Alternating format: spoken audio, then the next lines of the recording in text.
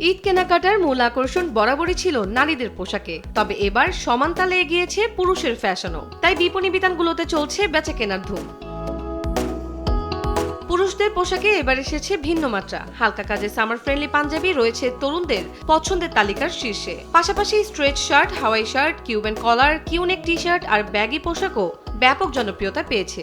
এবারের fashion trend যেন traditional ও ক্যাজুয়ালের মিশেলে তৈরি এক নতুন ঢং।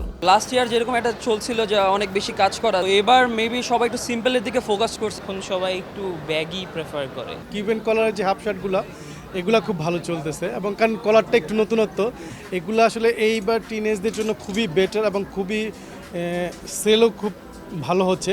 শুধু পোশাকেই নয়, জুতার কালেকশনও এসেছে নতুনত্ব। স্টাইল আর কমফোর্ট দুটোই গুরুত্ব দিচ্ছেন ক্রেতারা।